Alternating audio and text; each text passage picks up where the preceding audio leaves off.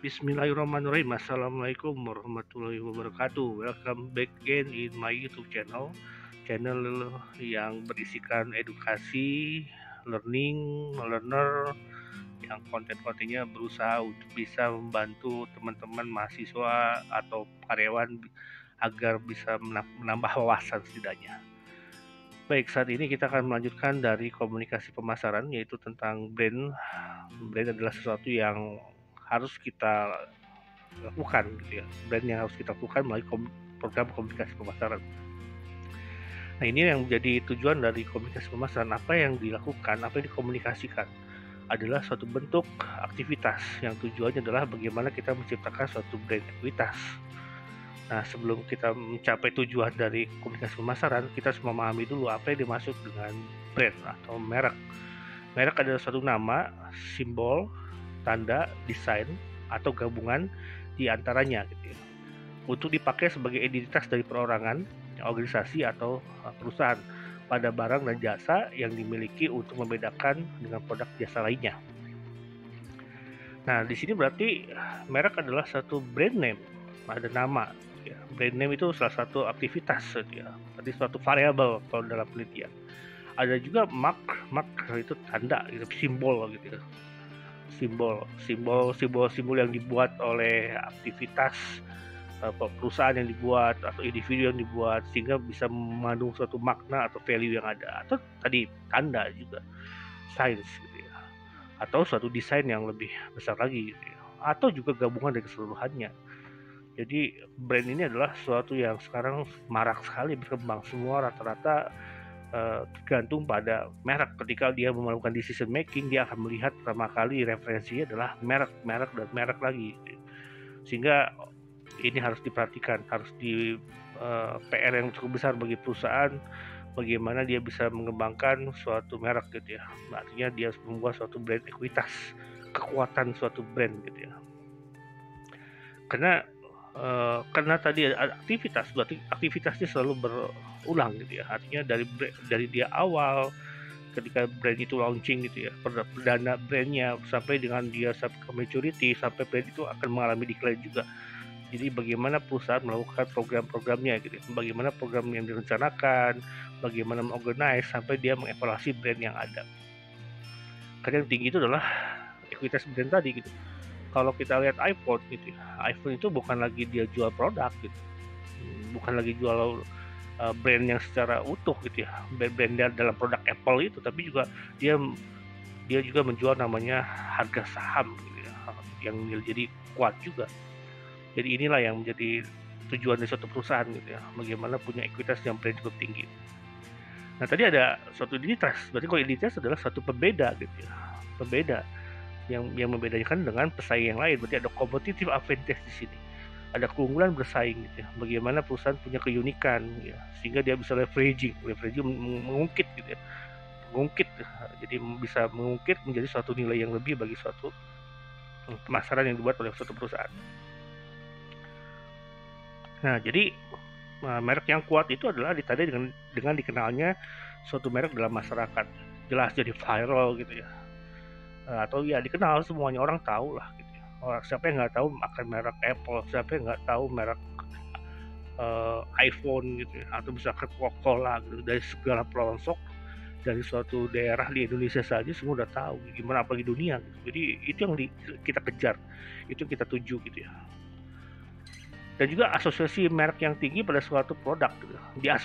Diasosiasikan lah gitu ya, merek yang tinggi pada suatu produk. Jadi kalau mau inget minum, ingetnya adalah teh botol sosro gitu ya. Ingat suatu produk, ingetnya akan satu identik dengan suatu brand tertentu gitu. Jadi sangat kuat diasosiasikan lah gitu. Jadi akan muncul suatu kebiasaan. Ketika produk itu menjadi suatu kebiasaan, ya sudah gitu. Orang itu tidak akan bisa lepas lagi terhadap suatu produk tersebut gitu ya. Itu merek gitu ya. Orang akan lebih akan lebih memilih suatu merek yang menurut dia kuat gitu. Jadi dia nggak akan ganti-ganti lagi gitu. Pokoknya saya mau pakai Samsung, karena asosiasinya adalah itu memiliki suatu peran yang sangat penting dalam diri dia. Itu dan itu mengakibatkan suatu persepsi positif dari pasar dan juga kesetiaan konsumen terhadap merek yang tinggi. Ya, tujuan kita adalah dalam pemasaran adalah menciptakan suatu loyalitas konsumen gitu ya. Dan loyalitas konsumen adalah sudah sifatnya win-win solution gitu ya. Jadi konsumen yang nanti akan lebih mengembangkan lagi produknya lagi gitu ya. Seakan-akan dia adalah eh, pemasarnya perusahaan, padahal dia adalah konsumen, tapi dia akan soundingkan kepada orang-orang. Nah, tujuan dari merek apa? Nah, tadi saya bilang tadi ada identitas tadi. Identitas adalah untuk memudahkan konsumen dalam membedakan dan mengenali saat melakukan pembelian ulang. Competitive advantage. Konsumen yang lebih paham, orang akan lebih ngerti lah. Gitu ya. Dia akan bisa membedakan, dia tidak akan rancu, dia akan lebih ajak gitu, akan lebih kuat dari preferensi dia, dari pilihan dia, opsional dia gitu ya, dan bisa dikenali lah gitu ya, secara cepat gitu. Dia tidak akan melakukan pemikiran yang lain untuk membeli suatu brand yang berbeda gitu ya. Akibatnya bisa bukan repeat buyer. Lalu kemudian merek itu tujuannya adalah alat promosi. Ya, produk itu sifatnya pasif gitu ya. Tapi dengan adanya aktivitas dari merek gitu ya, dia sebagai daya tarik produk tadi gitu. Bagaimana branding dibuat melalui brand sponsor gitu, melalui bola, aktivitas bola, liga gitu, atau apapun juga lah, musik atau apapun juga, sehingga akan menjadi daya tarik sendiri. Kemudian alat untuk membangun citra. Nah, ini ada satu yang dipahami juga ya, ada citra, ada merek, ada reputasi. Ya, kalau dalam diterjemahkan mungkin hampir sama dengan sebutnya adalah brand gitu, tapi dalam artinya secara detailnya beda. Citra, pencitraan. Citra itu ya seperti hampir dengan suatu gambaran umum yang lebih besar lagi gitu. Kalau brand itu lebih terkotakkan, kalau citra itu lebih aktivitasnya lebih luas lagi, dengan memberikan keyakinan. Jadi top one ya, dia meyakini bahwa produk itu top one gitu. Nomor satu di dunia, rajanya ayam dan sebagainya. Dia meyakinkan, make sure, memberikan keyakinan, jaminan kualitas juga. Ya, orang nggak akan tahu lah kualitasnya McDonald, orang tahu kualitasnya dari Adidas, orang tahu kualitasnya dari Nike. Itu pasti sudah ada suatu jaminan mutu lah gitu ya, sudah jadi menjadi pakem yang kuat lah. Dan juga yang paling penting adalah prestise. Karena brand itu tidak hanya sebagai fungsi dasar, tapi juga ada fungsi prestise yang cukup tinggi, dan prestise ini adalah sudah sangat luas sekali ya, artinya sudah kuat sekali, sudah luas dan dengan kuat juga.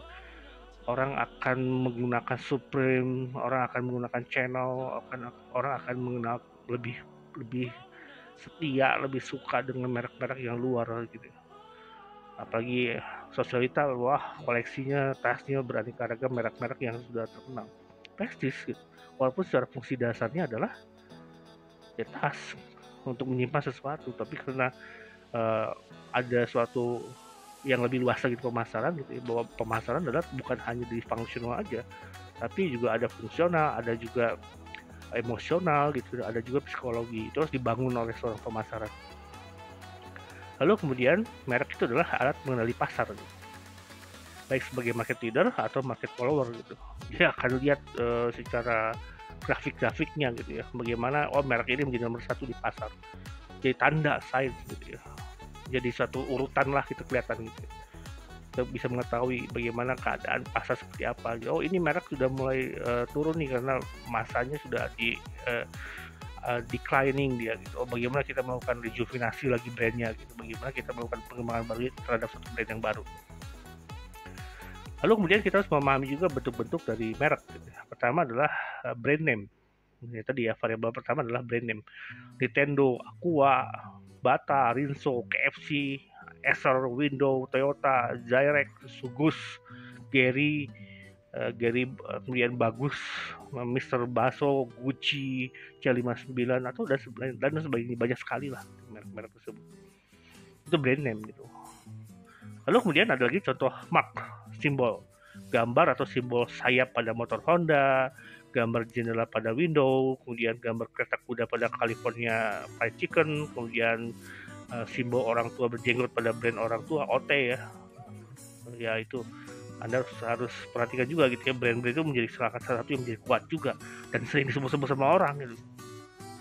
Kemudian ada lagi Kentucky Fried Chicken, KFC, simbol bulatan hijau pada Sony Ericsson, dan masih banyak contoh-contoh lain yang dapat kita temui di kehidupan sehari-hari.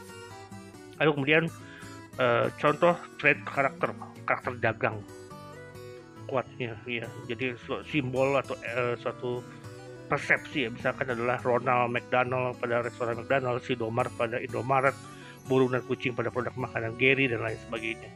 Dia persimbolan lah, jadi lebih bisa memahami Mustang gitu dengan simbol hewannya dan sebagainya gitu. Atau juga apel dalam Apple gitu yang lebih identik dengan demikian. Lalu kemudian jenis-jenis dari merek adalah ada manufaktur brand. Manufaktur brand adalah atau merek perusahaan, adalah merek yang dimiliki oleh suatu perusahaan yang memproduksi barang atau jasa. Contohnya adalah seperti Sovel, Capilanos, kemudian Ultraflu, Soclean, Philips, Tesa, BenQ, Vester, Nintendo, kemudian Vitacharm, Vitajimin dan sebagainya lah. Itu adalah manufaktur brand. Unilever dan sebagainya, itu banyak lah. Nanti Anda harus lebih paham lagi ya merek-merek yang lain juga. Kemudian adalah private brand. Private brand adalah merek pribadi, adalah merek yang dimiliki oleh distributor atau pedagang dari produk atau jasa seperti Gyrex, Ubud yang menjual laptop, Code, Everex, Hypermart, Giant yang menjual kapas merek Giant, Carrefour yang menjual produk elektronik dengan merek Blue Sky, Supermarket Hero yang menjual gula dengan merek Hero juga. Jadi ada private brand kayak Yomat, dia menjual gula, dia menjual minyak yang khusus namanya dirubah Yoa kalau nggak salah gitu ya. Kalau minyak sekarang lagi langka ya, luar biasa juga. Gula juga sudah mulai langka juga nanti. Mungkin coming soon adalah terigu juga untuk saat ini ya. Lalu kemudian apa yang menjadi merek itu? Jadi apa yang menjadikan merek itu? Berarti kita harus memahami juga persyaratan dari suatu merek. Pertama adalah harus khas dan unik. Khasnya apa gitu? Khasnya adalah melekat gitu. Dan keunikannya apa ya? Apa yang membedakan? Harus ada nilai bedanya. Harus membedakan antara satu merek dan merek yang lain. Jadi betul-betul kuat gitu. Lalu kemudian harus menggambarkan sesuatu yang mengenai manfaat produk dan juga pemakaiannya. Jadi harus bisa menggambarkan ya dengan persepsi dari perusahaan sendiri, dia menerjemahkan itu sendiri. Lalu menggambarkan kualitas produk. Dan kemudian harus mudah diucapkan, dikenali dan diingat. Nah itu. Jadi itu nanti akan menjadi hak paten nanti gitu, dipatenkan. Dan sering sekali menjadi masalah antara misalkan Samsung dengan iPhone. Itu jadi sering menjadi ini gitu ya. Rivalnya kadang-kadang gitu ya. Banyak sekali lah gitu ya. Jadi perusahaan juga bisa menjadi menguatkan itu juga. Jadi tidak sembarangan nanti orang bisa copy paste terhadap suatu brand tertentu gitu. Lalu kemudian harus dapat menyesuaikan diri dengan produk baru yang ditambahkan ke dalam ini produk. Jika ada produk-produk baru ya tidak sulit gitu. Xiaomi gitu ya, biasa identik Anda dengan handphone, tiba-tiba Xiaomi mengeluarkan TV, mengeluarkan lagi laptop dan sebagainya, tidak terlalu sulit lagi, sudah gampang aksesnya, lebih mudah lagi. Samsung ada kulkas, ada lagi TV, ada lagi AC dan banyak sekali lah gitu ya. Ya, artinya betul-betul bisa menyesuaikan diri. Jadi sifatnya adalah tidak jangka pendek, tidak stuck di situ, gitu. Tapi bisa untuk ke lini produk yang lainnya. Lalu kemudian tidak mengandung arti yang buruk di negara lain. Jadi jangan sampai ada makna yang beda gitu ya dengan translator yang beda gitu sehingga akhirnya menjadi satu negatif di negara-negara yang lain. Betul-betul harus dirisetnya baik juga. Oke, saya nggak bisa panjang-panjang karena itu sifatnya teori gitu ya, tapi artinya adalah merek adalah suatu aktivitas yang harus dibangun oleh suatu pemasaran melalui aktivitas dari komunikasi ke komunikasinya, baik melalui iklan, melalui advertising ya, atau melalui sponsorship, atau melalui macam-macam atau media sosial dan sebagainya. Itu harus dibangun terus-menerus gitu ya. Bahkan di posisi di perusahaan mungkin ada juga manajer brand ya, brand A, brand B, brand C dan sebagainya. Bahkan yang internasional dia bisa mengurus berbagai brand yang di berbagai negara juga gitu ya. Oke, selamat belajar, selamat mengeksplor lagi gitu ya. Silakan Anda cari referensi-referensi yang lain supaya Anda tidak gagal paham gitu ya. Jadilah bisa bermanfaat gitu ya bagi kita sendiri dan juga orang lain. Semoga apa yang saya sampaikan walaupun receh, walaupun soundnya tidak begitu baik gitu ya, suara artikulasi saya juga tidak begitu jelas, tapi moga-moga ada sedikit yang bisa saya sampaikan kepada kalian. Itu aja, terima kasih, kurang lebihnya saya mohon maaf. Terima kasih sekali lagi, tetap sehat, tetap semangat dan banyak rezekinya. Assalamualaikum.